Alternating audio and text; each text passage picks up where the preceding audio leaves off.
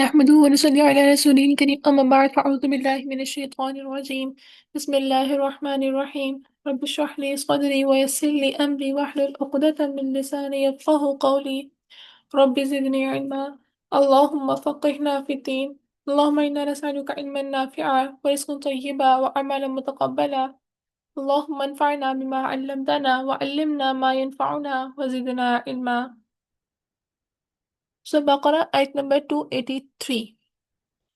بسم الله الرحمن الرحيم. وإن كنتم على سفر ولم تجدوا كاتبا فرهان مقبوضة فإن أمن بعضكم بعضا فإن أمن بعضكم بعضا فليؤدي الذي اؤتمن أمانته وليتق الله ربه ولا تكتموا الشهادة ومن يكتمها فإنه آثم قلبه والله بما تعملون عليم. ترجمہ: اور اگر کن تم ہو تم اعلیٰ سفرین سفر پر ولم اور نہیں تجد تم پاؤ کاتبن کوئی کاتب فریحان تو رہن رکھنا ہے مقبوضۃ قبضے میں دی ہوئی چیز پھر اگر امینہ اعتبار کرے بعضکم بعض تمہارے پاس پر فلیؤدی تو چاہیے ارادہ کرے الذی وہ جو اتما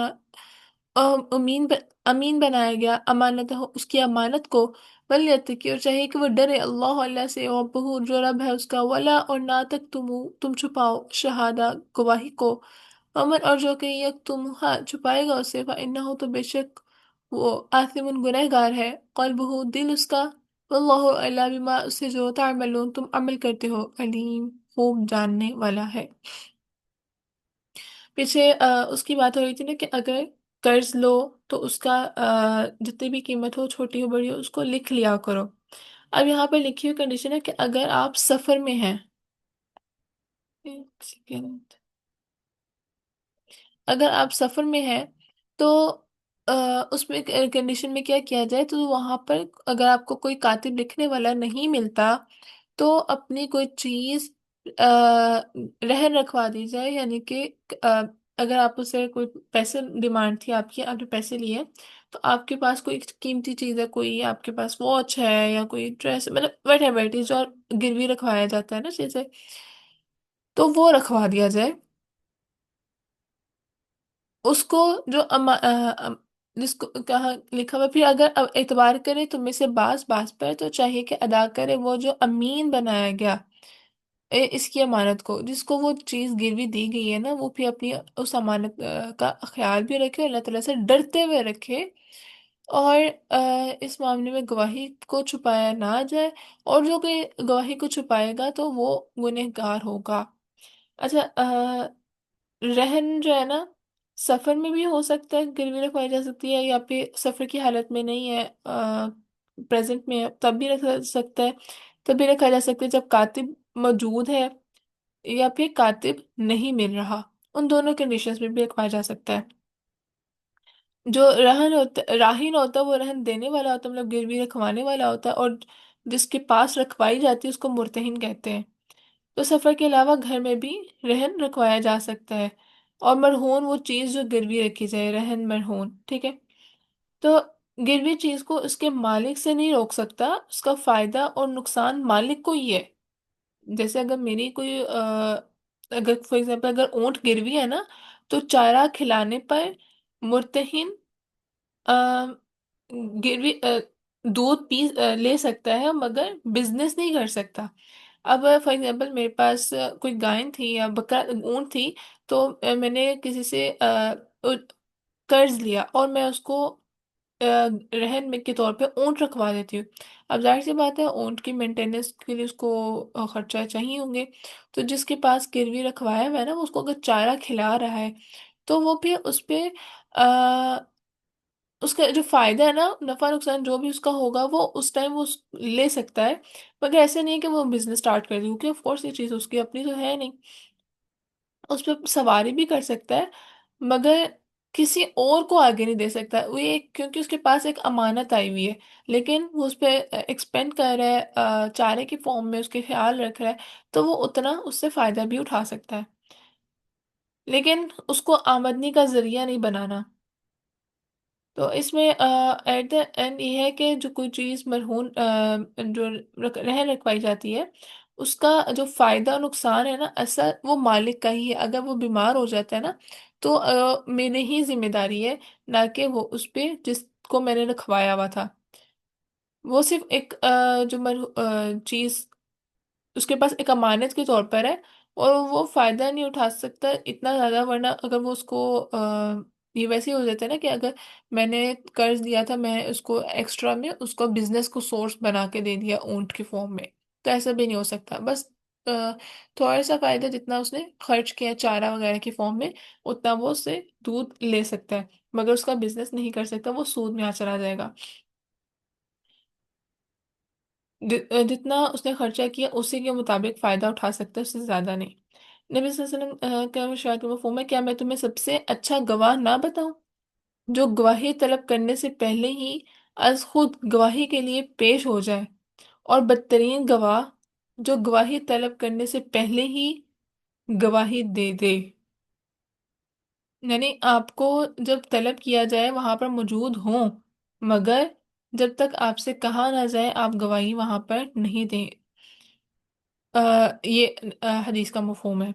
تو دل یہاں پر جو بتایا ہے کہ ولا تک تم شہادہ، گواہی کو چھپانا نہیں ہے اور نہ ہی بفور ٹائم ایکسپوز کرنا ہے۔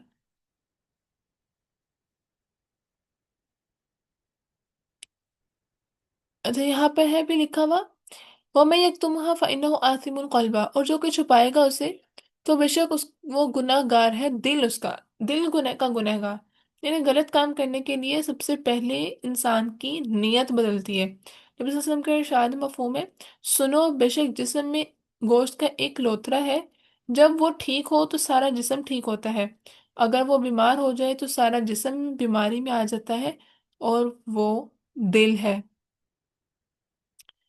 تو اس لیے دل کا خیال رکھنا، اس کی نیت پہ چیک اینڈ بیلنس رکھنا بہت زیادہ ضروری ہے۔ جس کام میں دل ہوتا ہے وہ کام پابندی کے ساتھ، دلچسپی کے ساتھ کیا جاتا ہے۔ ایک اور جگہ نبی صلی اللہ علیہ وسلم کا ارشاد ہے مفہوم ہے، جو شخص غلطی کرتا ہے اس کے دل پر سیاہ نقطہ لگ جاتا ہے، پھر توبہ کرتے تو وہ مٹ جاتا ہے، اور اگر وہ یہ توبہ نہ کرے تو دل ایک سیاہ ہو جاتا ہے، وہ سیاہ نقطے سے پورا دل سیاہ ہو جاتا ہے۔ اس لیے آثم القلبہ سے بچنا چاہیے۔ پھر للہ اللہ تعالیٰ کے لیے ما فی السماوات، جو آسمانوں میں ہے، وما، اور جو فی الارض زمین میں ہے، اور اگر تبدو تم ظاہر کرو گے، ما جو فی انفسکم تمہارے نفسوں میں ہے، او یا تخفوہ تم چھپاؤ گے، سے یحاسبکم محاسبہ کرے گا تمہارا بھی ساتھ اس کے اللہ اللہ، ویغفرو پھر وہ بخش دے گا، لمن جسے یشاء وہ چاہے گا، ویعذب اور وہ عذاب دے گا، من یشاء جسے وہ چاہے گا، واللہ اور اللہ اللہ کلی اوپر ہر چیز کے شین چیز کے قدیر بہت قدرت رکھنے والا ہے۔ تو پچھلی آیت میں گواہی چھپانے کی ممانعت تھی، یہاں پہ اس کی وضاحت ہے کہ دل کی وہ باتیں جو درست نہ ہوئیں تو حساب بھی ہوگا۔ حضرت علی رضی اللہ عنہ فرماتے ہیں کہ جب آیت نازل ہوئی تو سب خوفزدہ ہو کے ڈر گئے تھے، ان کو لگا کہ دل میں ہر بری بات پر جو ہے اس کی پکڑ ہو جائے گی انسان کی۔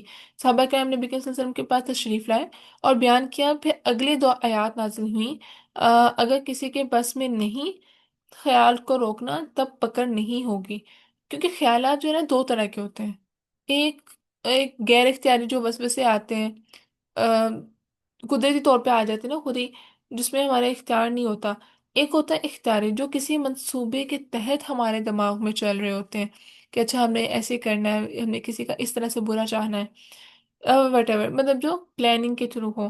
تو صحابہ کرام کہتے ہیں کہ ہمیں ایسے خیال آتے کہ دل کرتا ہے خود کو جلا دیں، مگر یہ خیال نہ آئے، مگر آ، لیکن ان کو یہ خیال کہ جاتا ہی نہیں تھا اس چیز سے، زیادہ وہ فکر مند تھے۔ نبی صلی اللہ علیہ وسلم نے فرمایا کہ یہی ایمان کی نشانی ہے، چور وہی چوری کرے گا جہاں اس کو ایمان کی دولت نظر آئے گی۔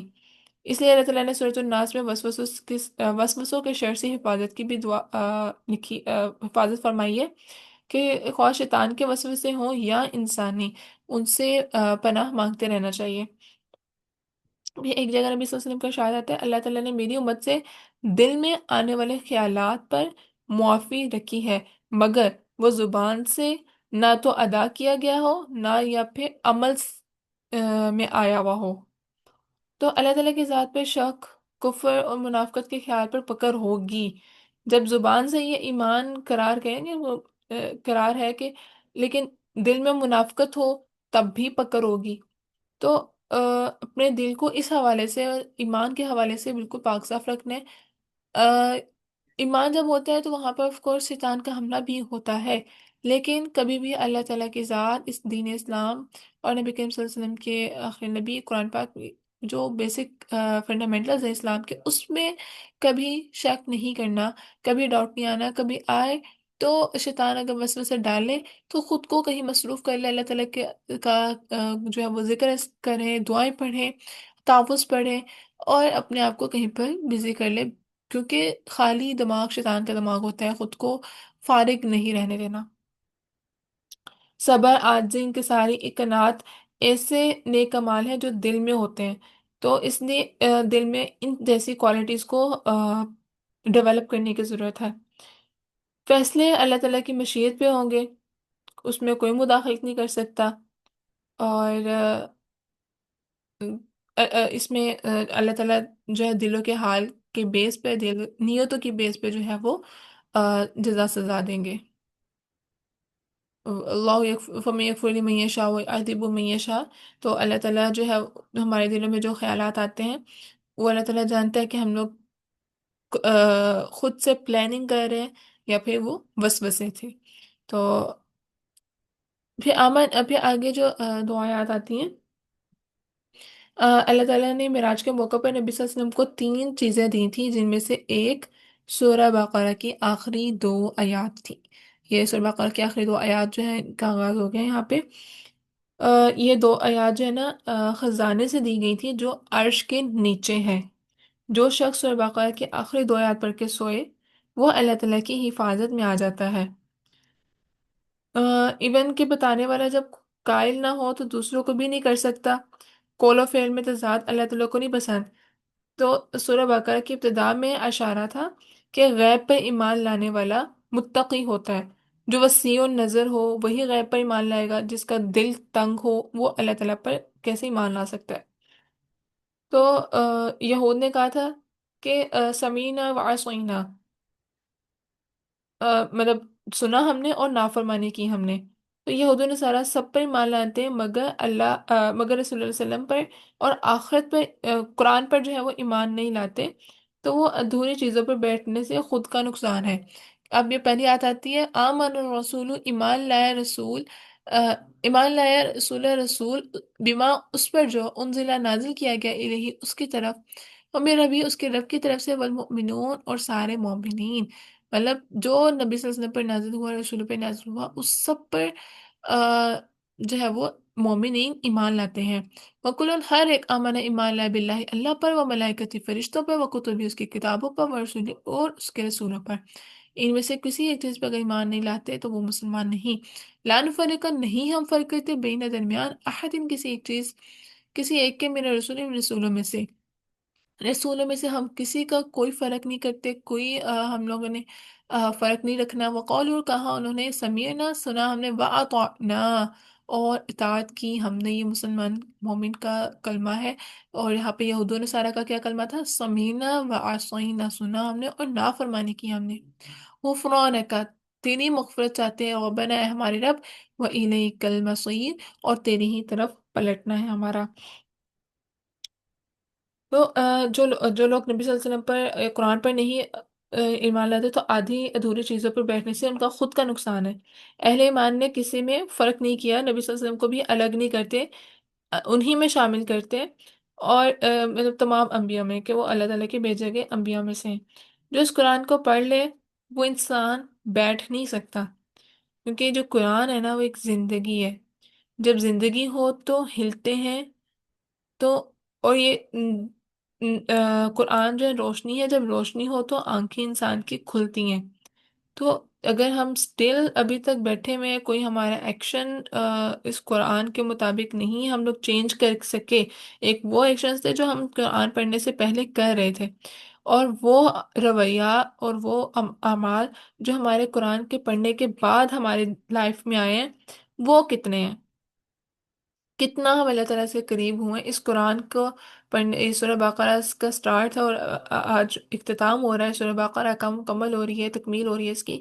تو ہم نے اپنی زندگیوں کا محاسبہ کرنا ہے کہ ہم نے ابھی تک کتنا اپنی لائف میں چینجنگز لے کر آئے ہیں، اور ہمارے رویوں میں کتنا چینج آیا ہے، اللہ تعالیٰ سے کتنی ہماری اٹیچمنٹ جو ہے وہ جو معرفت ہے وہ کتنی ہوئی ہے ہماری۔ کیونکہ اگر اب بھی قرآن نور جیسی روشنی ہونے کے باوجود ہم لوگوں نے اپنی آنکھیں معاملات میں نہیں کھولی، اپنے خود کو چینج نہیں کیا، تو پھر اللہ تعالیٰ پھر ایسے لوگوں کے بارے میں فرماتا ہے کہ نبی صلی اللہ علیہ وسلم کو کہ آپ کے کام سے ڈرا دینا ہے، اعمال کا پھر محاسبہ اللہ تعالیٰ خود کرتے ہیں۔ اور یہاں پر ہے کہ غفران کا ربنا و الیک المصیر، کہ زندگی ہے، انسان گر جاتا ہے، مگر انسان مومن وہ ہے جو اللہ تعالیٰ سے مغفرت طلب کرے اور دوبارہ سے راہ راست پہ چل پڑے۔ پھر لا یکلف، نہیں تکلیف دیتا، نہیں تکلیف دیتا اللہ اللہ نفسن کسی نفس کو، الا مگر وسعها، اس کی وسعت سے بڑھ کر، لہا اسی کے لیے ہے، ماں جو کسبت اس نے کمائی کی، یعنی اس نے جو نیکیاں کمائی، اس نے برائیاں مال کی، وہی اسی کے ذمہ ہے ماں کسبت جو اس نے کمائی کی، جتنے اس کے برے اعمال تھے۔ ربنا اے ہمارے رب، لا تو آخذنا، نہ تو مواخذہ کرنا ہمارا، یعنی کہ نہ ہمارا ان چیزوں پر حساب لینا، ان اگر نسینا بھول جائے ہم، او یا اخطأنا خطا کریں ہم کچھ بھول جائیں یا غلطی سے کوئی غلطی ہو جائے تو اس کا ہمارا محاسبہ مواخذہ نہ کرنا۔ ربنا اے ہمارے رب، ولا اور نہ تحمل تو ڈال، علینا ہم پر، اسرن ایسا بوجھ، کما جیسے کہ حملتہ ڈالا تو نے اسے الذین ان پر جو من قبلنا ہم سے پہلے تھے، یعنی جو قوم ہم سے پہلے گزر چکی ہیں ان پر جس طرح بوجھ ڈالا تھا ہم پر اتنا بوجھ نہ ڈالنا۔ ربنا ربنا اے ہمارے رب، ولا تحملنا، نہ تو اٹھوا ہم سے، ماں جو لا طاقت نہیں طاقت، لنا ہمارے لیے بھی اس میں، ایسا بوجھ نہ ڈالنا جس سے ہم اٹھا نہ سکیں، واعف عنا اور ہمیں درگزر فرمانا ہم سے، واغفر لنا اور بخش دے ہمیں، ورحمنا اور رحم فرما ہم پر، انت تو مولانا مولا ہے، مددگار ہے، کارساز ہے، فانصرنا پس مدد فرما ہماری، علی القوم الکافرین ان لوگوں پر جو علی القوم الکافرین ان لوگوں پر جو کافر ہیں۔ ایک انسان سے نا اتنا ہی حساب ہوگا جتنی اس کی طاقت ہے، بیٹھ کر نماز پڑھنے والے سے کھڑے ہو کر نماز پڑھنے کا حساب نہیں ہوگا، مگر یہ حساب ضرور ہوگا کہ بیٹھ کر نماز پڑھی یا نہیں پڑھی۔ ہر ایک سے اس کی جوانی اور ذہنیت کے مطابق اللہ تعالیٰ حساب کریں گے۔ جو شخص اچھے کام اپنے ہاتھوں سے کیا ہوگا نا اس کا اجر اس کو ملے گا، صرف وش کرنا آرزوئے کرنے سے کام نہیں ملتا، جب تک نیت کے بعد ہماری کوشش نہ ہو۔ اگر کوشش ناکام ہو جائے نا تو پھر نیت کا سوال ہے کہ ہماری نیت کیسی تھی، جو ہم لوگوں نے اٹیمپٹ کی وہ ہمارے کام نہیں ہو سکی۔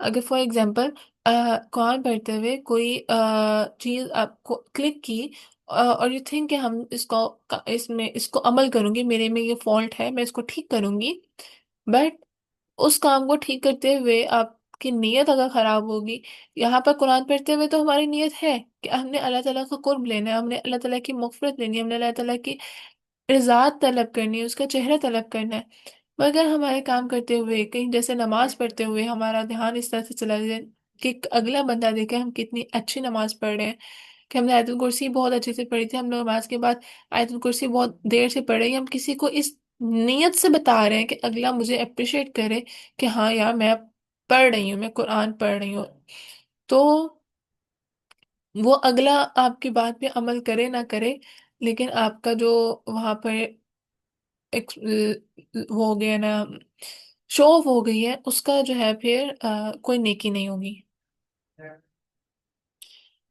औलाद वो भी सदका जारी है जिस पर इंसान कोशिश करे। अगर कोशिश नहीं की गई होगी, नीयत अच्छी नहीं होगी कोशिश करने के मामलात में, तो उस औलाद का सदका जारिया भी नहीं उस माँ बाप के लिए बन सकती। कमाई के अलावा मेहनत के बगैर माल जिसकी मलकियत हो, यानी जो विरासत होते हैं, वो भी सदका बन सकता है। अ, जो हमें हमारे हमारे पेरेंट्स से मिलता आ रहा है, लेकिन हमारे पास वो चीज़ सदका में बन सकती है। इल्म हासिल करने के बाद जो आगे पहुंचाने की कोशिश है, और जो इस कोशिश में नियत और इरादे के तौर पर शामिल हो, फैसिलिटेट करने के लिए, तो उसका भी सदका जारी शामिल है, जो उसको छोटी छोटी हेल्प कर रहा है। सदका जारिये में छुपी कोशिश शामिल है। अजर नियत और माल के मुताबिक, जो अजर है ना उसकी नियत और माल के मुताबिक मिलते हैं। बाज के पास अगर थोड़ी सी गुंजाइश है मगर नियत उसकी अच्छी है, उसको ज्यादा अजर मिल जाता है, बजाय उसके जिसकी माल ज्यादा था मगर उसकी नियत अच्छी नहीं थी। दुनिया में बच्चों की तरबियत नहीं करेंगे तो उनको जो सिखाएंगे उसका अजर जाएगा, और सदका जारी का सबब भी उसी के लिए होगा जिसने उन पर मेहनत की थी। अगर हमने अपनी औलाद पे मेहनत नहीं की और वो अपने सेल्फ पे कहीं से लर्न करते हैं, तो इट मीन्स कि वो जो उनका अजर मिल रहा है ना, वो हमें हमारे हमारे सदका जारिया में नहीं शामिल है, क्योंकि हमने वो बाग नहीं लगाया, वो बाग किसी और का लगाया हुआ है। अगर हमारी नीयत अच्छी है ना, हम चाहते हैं कि हमारी औलाद नेक रास्ते पे चले, और हमने एफर्ट्स किए हैं, और फिर उस एफर्ट्स में कोई टीचर्स का भी रोल आ रहा है, कोई फ्रेंड्स का उसका रोल आ रहा है, तो फिर उनकी जो भी नेकी होगी ना, फिर वो उनके पेरेंट्स को भी मिल रही होगी, क्योंकि उनकी नीयत है कि उनका बच्चा अच्छे कंपनीज में उठे बैठे अच्छा लर्न करे। तो तब उनके पेरेंट्स को बेशक वो चीज़ जो उसने नहीं, उसके वालिदैन ने सिखाई थी, अनपढ़ थे, वो नहीं सिखा सके, खुद नहीं सिखा सके, लेकिन जराए बनाए, तो उसका सवाब सदका जारी के तौर पर उनके पेरेंट्स को मिलता रहेगा। अच्छा, यहाँ पे ना कि अख्ताना, इन इन सहीना अख्ताना वो यहाँ पे गलती है। अ, लेकिन इरादा अच्छा हो मगर गलती इंसान का गुजरे, गलती से हो जाए, नापसंदीदा चीज जिसका इरादा ना होने के बावजूद वो गलती से नापसंदीदा काम कर जाए, तो ये वो वाला अख्ताना है कि उसने जानबूझ के नहीं किया। फिर जो आगे आता है कि इस दौरान ऐसा बोझ, यानी बाज़ औक़ात ऐसे बोझ डल जाते हैं जिनसे अल्लाह ताला के दीन पर चलने मुश्किल हो जाता है। तो नबी सल्लल्लाहु अलैहि वसल्लम ने आकर लोगों पर से बोझ हटाए, जो जहालत की वजह से लोगों खुद पर थे उनके। अल्लाह ताला ने उन पर कुछ बोझ डाले थे। जैसे गाय के बछड़े की परवरिश करने वालों ने तौबा की तो साथ कत्ल का भी हुक्म दिया। अ, ये वो हुक्म था, जब जो गाय के जब हज़रत मूसा अलैहिस्सलाम आए थे ना वापस, तो जिन्होंने गाय की पूजा की थी, गाय बछड़े की, जो बनाया था उसके सोने का जो गाय का बछड़ा बनाया था, और फिर उसमें कुछ लोग थे जिन्होंने उसकी की थी इबादत, उसको माबूद माना था, और कुछ लोग थे जिन्होंने उसको मना किया था। फिर वहां पे वो हुक्म आया था जिन्होंने इबादत की थी उनको कत्ल कर दिया जाए। तो ये अल्लाह ताला ने इस तरह इतने मतलब बड़े बड़े उनको काम हुक्म दिए हुए हैं। तो पेशाब करने से, कपड़ा धोने से साफ नहीं होता, बल्कि उनको काटना पड़ता था, मगर अब क्या है, अल्लाह ताला ने हमारे लिए इजी रखी हुई है। तो ज़कात का फोर्थ हिस्सा था उनके माल में से, मगर अब 40 हिस्सा है, मतलब 2.5% बनता है ना। तो मतलब अल्लाह ताला ने पहले कौमों पर बहुत ज्यादा बोझ डाले हुए थे, तो वो अल्लाह ताला ने हम पर नहीं डाले। इसलिए दुआ मांगे कि ऐसे हालात ना आए जिससे हम इस्लाम की खिदमत से रुक जाएं, क्योंकि अल्लाह ताला ने ऑलरेडी हमारे लिए बहुत ज़्यादा ईज कर दी हुई है। स्टिल अगर हम अल्लाह ताला को के अहकामात को फॉलो नहीं करते, तो वो भी इंसान अपना खुद मुआयना कर ले कि हम कहाँ पर हैं। तलावत चलाती हूँ, तर्जमे पे गौर करना। 283। وإن كنتم على سفر ولم تجدوا كاتبا فرهان مقبوضة فإن أمن بعضكم بعضا فليؤدي الذي اؤتمن أمانته وليتق الله ربه ولا تكتموا الشهادة ومن يكتمها فإنه آثم قلبه والله بیٹا بما مجھے آواز نہیں آ رہی تلاوت کی تعملون صحیح سے. عليم. آپ مجھے نا ہیلو. کال کٹ کر کے دوبارہ کرو منیبا. اوکے.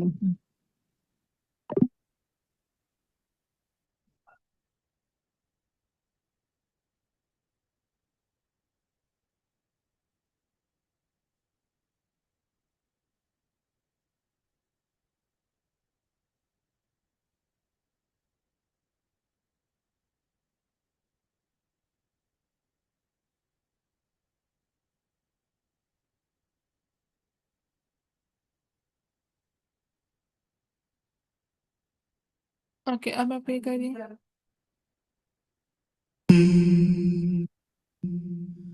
لله ما في السماوات وما في الأرض وإن تبدوا ما في أنفسكم أو تخفوه يحاسبكم به الله فيغفر لمن يشاء ويعذب من يشاء والله على كل شيء قدير. آمن الرسول بما أنزل إليه من ربه والمؤمنون كل آمن بالله وملائكته وكتبه ورسله لا نفرق بين أحد من رسله وقالوا سمعنا وأطعنا غفرانك ربنا وإليك المصير. لا يكلف الله نفسا إلا وسعها لها ما كسبت وعليها ما اكتسبت ربنا لا تؤاخذنا إن نسينا أو أخطأنا ربنا ولا تحمل علينا إصرا كما حملته على الذين من قبلنا ربنا ولا تحملنا ما لا طاقة لنا به واعف عنا واغفر لنا وارحمنا أنت مولانا فانصرنا على القوم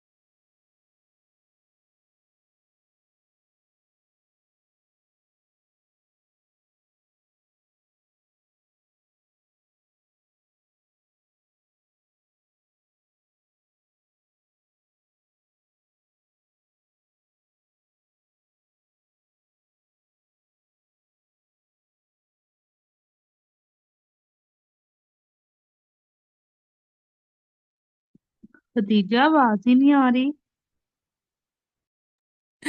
oh my God, mic mute करके मैं बोली जा रही थी देर से। अच्छा, मैं कह रही थी कि सूरह बकरा जो है वो अगर नहीं आती तो इसको याद कर लें, अगर आती है तो इसको रात को लाजमी रूटीन में शामिल करें कि रात को सोने से पहले अदा पढ़नी है, क्योंकि इससे अल्लाह ताला हमारे घर को शैतान से महफूज रखते हैं। और आजकल जितना ज़्यादा सिनेरियोज है, मतलब कोई घर में बीमार है, कारोबार में मसले हैं, और तबीयत, और मतलब इतने जन्नात और जादू के जो मसाइल होते हैं, तो बेहतर है कि अल्लाह ताला ने जब हमें एक सोल्यूशन दिया हुआ है, और ये अर्श के ख़जानों में से एक ख़जाना है, सूरह बक़रा की आखिरी दो आयत इतनी कीमती आयत हैं ये, तो इनको लाजमी रात को सोने से पहले लाजमी पढ़ के सोया जाए। ठीक है। सुबहानक अल्लाहुम्मा बिहम्दिका अशहदु अल्ला इलाहा इल्ला अंता अस्तगफिरुका व अतूबु इलैक। सुब्हान रब्बिका रब्बिल इज़्ज़ति अम्मा यसिफून व सलामुन अलल मुरसलीन वल्हम्दुलिल्लाहि रब्बिल आलमीन।